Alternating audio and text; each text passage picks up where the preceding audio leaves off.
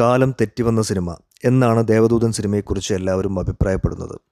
2000-ലാണ് ദേവദൂതൻ ആദ്യം റിലീസ് ചെയ്യുന്നത്. ഞാൻ സ്കൂളിൽ പഠിക്കുന്ന കാലം തിയേറ്ററിൽ പോയി കണ്ടത് ഞാൻ ഓർക്കുന്നു. കണ്ടിറങ്ങിയപ്പോൾ എന്തോ ഒരു പ്രത്യേകതയുണ്ട് ആ സിനിമയ്ക്ക് എന്ന് എനിക്ക് തോന്നി. ഒരുപാട് ദിവസങ്ങൾ ആ സിനിമ മനസ്സിൽ നിന്നും മായാതെ നിന്നു. അതിലെ പാട്ടുകളും 7 ബെൽസ് മ്യൂസിക്കും എല്ലാം വളരെ പ്രത്യേകതയും ഒരു വശ്യശക്തി ഉണ്ടാക്കുന്നവയുമായിരുന്നു. ദേവദൂതനും അതിലെ മ്യൂസിക്കും എന്നും എൻ്റെ മനസ്സിലുണ്ടാകും. അത്ര പ്രിയപ്പെട്ടതാണ് എനിക്ക് ദേവദൂതനും അതിലെ സംഗീതവും.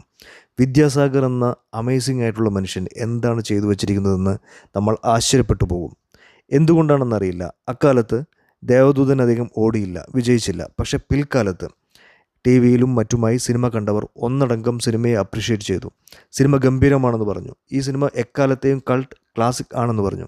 സിബി മലയിലും ഈ സിനിമ കാലം തെറ്റി വന്ന സിനിമയാണ്, കുറച്ച് വർഷങ്ങൾ കഴിഞ്ഞാണ് റിലീസ് ചെയ്തിരുന്നത് എങ്കിൽ സക്സസ് ആയേനെയെന്നു പറഞ്ഞു.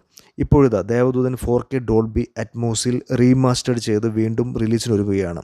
26 ജൂലൈയിലാണ് റിലീസ് ചെയ്യുന്നത്. വിശാൽ കൃഷ്ണമൂർത്തിയും നിഖിൽ മഹേശ്വറും ആഞ്ചലിന ഇഗ്നീഷ്യസും അലീനയുമെല്ലാം വീണ്ടും വരുന്നു.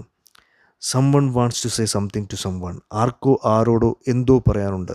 അതെന്താണെന്നറിയാൻ വീണ്ടും സിനിമ മികച്ച ക്വാളിറ്റിയിൽ ആസ്വദിക്കാൻ 26 ജൂലൈ വരെ കാത്തിരിക്കാം. നിങ്ങൾക്ക് ഈ വീഡിയോ ഇഷ്ടപ്പെട്ടെങ്കിൽ please like, share and subscribe.